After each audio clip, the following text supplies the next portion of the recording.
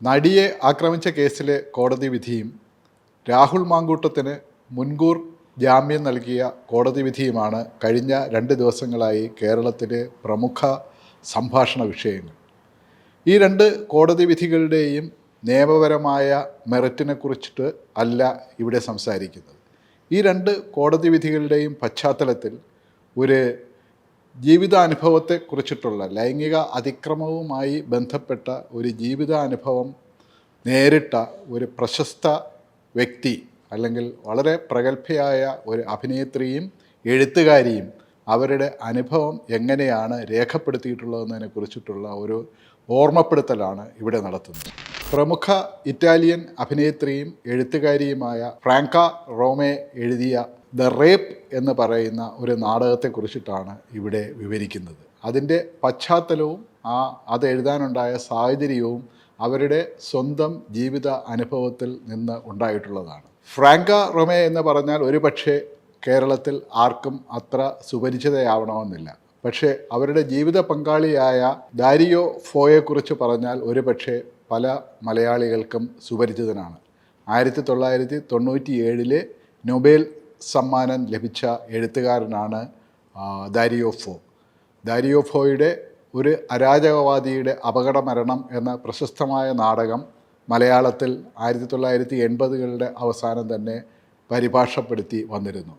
ഇപ്പോൾ കേരളത്തിൽ ജീവിച്ചിരിക്കുന്ന റാഷ് എന്ന പേരിൽ ഇംഗ്ലീഷിലെഴുതുന്ന രവിശങ്കറാണ് ഈ പരിഭാഷ നിർവഹിച്ചിട്ടുള്ളത്. ഈ നാടകം പരിഭാഷപ്പെടുത്തിയെന്ന് മാത്രമല്ല, ഈ നാടകം സ്റ്റേജ് ചെയ്യുന്നതിന് ഡൽഹിയിൽ പല സ്ഥലങ്ങളിലും സ്റ്റേജ് ചെയ്യുന്നതിന് രവിശങ്കർ തന്നെ നേതൃത്വം നൽകിയിരുന്നു. 1988 ആണെന്നാണ് എൻ്റെ ഓർമ്മ. ഏതായാലും ആ സമയത്തൊന്നും തന്നെ ഫ്രാങ്ക റോമെ എന്ന് പറയുന്ന ദാരിയോ ഫോയുടെ ജീവിത പങ്കാളിയെക്കുറിച്ചിട്ട് വലിയ അറിവൊന്നുമില്ലായിരുന്നു. പക്ഷേ വർഷങ്ങൾക്ക് ശേഷം അവരുടെ ദ റേപ്പ് എന്ന് പറയുന്ന കൃതിയെ വായിക്കാനും ഇടയായത് ഇന്ന് കേരളത്തിൽ നടക്കുന്ന ഈ കോടതി വിധികളെക്കുറിച്ചിട്ടുള്ള സംവാദത്തിൽ പ്രസക്തമാണെന്ന് തോന്നുന്നു. 1973 മാർച്ചിൽ മിലനിൽ വെച്ച് ഫ്രാങ്ക റോമയെ ഒരു പറ്റം ഫാസിസ്റ്റുകൾ തട്ടിക്കൊണ്ടുപോവുകയായിരുന്നു. മിലനിൽ ഒരു വൈകുന്നേരം അവർ നടക്കാനിറങ്ങുമ്പോഴത്തേക്കാണ് അവരെ തട്ടിക്കൊണ്ടുപോകുന്നത്. ഒരു വാനിൽ അവരെ തള്ളി അതിനകത്ത് തോക്കിക്കൊണ്ടി അവരെ കയറ്റിക്കൊണ്ടു പോവുകയും അവരെ അതികഠിനമായി ദേഹോദ്രവം ഏൽപ്പിക്കുകയും മാറി മാറി ബലാത്സംഗം ചെയ്യുകയും ചെയ്ത ശേഷം അവരെ ഒരു പാർക്കിൽ ഉപേക്ഷിക്കുകയായിരുന്നു. ഈ അനുഭവത്തെ മുൻനിർത്തിയാണ് അവർ ദ റേപ്പ് എന്ന് പറയുന്ന അവരുടെ നാടകം എഴുതുക മാത്രമല്ല, ആ നാടകത്തിൽ അവർ അഭിനയിക്കുകയും ചെയ്തു. മാസങ്ങൾക്ക് ശേഷം അഭിനയിക്കുന്ന നാടകവുമായി അവർ അരങ്ങിൽ എത്തുകയായിരുന്നു. ഈ ഒരു നാടകം തുടങ്ങുന്നത് അതിൻ്റെ ആമുഖത്തിൽ അവർ പറയുന്ന ഒരു വസ്തുതയുണ്ട്. അത് 1973 ഈ പറയുന്ന ഈ കാര്യം നടക്കുന്നതെന്ന് നമ്മൾ ഓർമ്മിക്കണം. 1973 അവർ പറഞ്ഞ ആ കാര്യം ഇന്നും നമ്മുടെ കേരളത്തിലെ അല്ല, ഇന്ത്യയിലെയും ലോകത്തിലെ മറ്റ് പല കോടതികളിൽ എങ്ങനെയാണ് ഒരു ലൈംഗിക അതിക്രമം നേരിടുന്ന ഒരു സ്ത്രീ അനുഭവിക്കുന്ന ഒരു വ്യഥകൾ എന്തെല്ലാമാണെന്നുള്ളതിനെ കുറിച്ചിട്ടുള്ള വ്യക്തമായ ഒരു രൂപം നൽകും. ദ റേപ്പ് എന്ന് പറയുന്ന അവരുടെ നാടകത്തിൻ്റെ ആമുഖത്തിൽ അവരെഴുതിയിട്ടുള്ള ഒരു സെൻറ്റൻസ് ഇവിടെ പറയുന്നത് ഉചിതമായിരിക്കും. ഇറ്റലിയിൽ നിലനിൽക്കുന്ന മണ്ടൻ മനോഭാവത്തിൻ്റെ ഫലമായി ചതഞ്ഞതും മുറിവേറ്റതും രക്തം ഒലിപ്പിക്കുന്നതുമായ നിലയിൽ ഒരു സ്ത്രീ കോടതിയിലെത്തുകയാണെങ്കിലാണ് ആ സ്ത്രീ ലൈംഗിക അതിക്രമം നേരിട്ടതിൻ്റെ ഒരു തെളിവായി കോടതി ഒരുപക്ഷെ സ്വീകരിക്കുക എന്നതാണ് അവരുടെ ആമുഖത്തിൽ അവർ പറയുന്ന കാര്യം.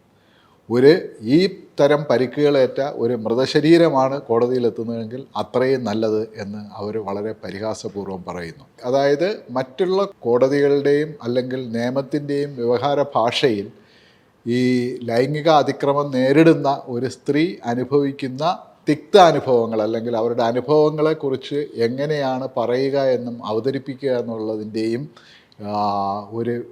ഒരു ദുരിതമാണ് അവരുടെ ഈ ആമുഖത്തിൽ പറയുന്നത്. പലപ്പോഴും നമ്മുടെ കോടതികളിൽ ഇതേ കാര്യം തന്നെയാണ് നടക്കുന്നത്. നടിയെ ആക്രമിക്കപ്പെട്ട കേസിലെ ഗൂഢാലോചനയിൽ പങ്കെടുത്തു എന്ന് പറയുന്ന 3 പേരെ വെറുതെ വിട്ടുകൊണ്ടുള്ള കോടതിയുടെ ഉത്തരവ് അല്ലെങ്കിൽ അതിൻ്റെ കാരണങ്ങൾ ആ വിധി വ്യക്തമായി പുറത്തു വന്നതിന് ശേഷം മാത്രമായിരിക്കും ഒരുപക്ഷെ നമുക്ക് ബോധ്യമാവുക. അതുപോലെ തന്നെ രാഹുൽ മാങ്കൂട്ടത്തിന് മുൻകൂർ ജാമ്യം അനുവദിക്കാനായിട്ട് കോടതി മുന്നോട്ട് വെച്ചിട്ടുള്ള നിരീക്ഷണങ്ങളെക്കുറിച്ചും ഇതിനകം തന്നെ വലിയ വിമർശനങ്ങൾ ഉണ്ടായിട്ടുണ്ട്. ഇതെല്ലാം തന്നെ സൂചിപ്പിക്കുന്നത് 1973 സ്വന്തം ജീവിത അനുഭവത്തെ മുൻനിർത്തി നാടകമായി അവതരിപ്പിക്കുകയും ലോകത്തിനു മുന്നിൽ അവതരിപ്പിക്കുകയും ചെയ്ത അസാധാരണമായ ഒരു പ്രതിഭാശാലിയായ ഒരു എഴുത്തുകാരിയുടെയും അഭിനേത്രിയുടെയും നിരീക്ഷണങ്ങൾ എന്തുകൊണ്ട് ഇപ്പോഴും പ്രസക്തമാണെന്ന് നമ്മെ ഓർമ്മിപ്പിക്കുന്നു. ഇറ്റലിയിലെ ഇടതുപക്ഷ സാംസ്കാരിക രാഷ്ട്രീയ മണ്ഡലങ്ങളിൽ നിറഞ്ഞു നിന്നവരാണ് ദാരിയോ ഫോയും ഫ്രാങ്കോ റോമയും. ഫ്രാങ്കോ റോമെ 2006 മുതൽ 2008 വരെ ഇറ്റാലിയൻ പാർലമെൻറ്റിൽ അംഗവുമായിരുന്നു. 2013 അവർ നിര്യാതയായത്.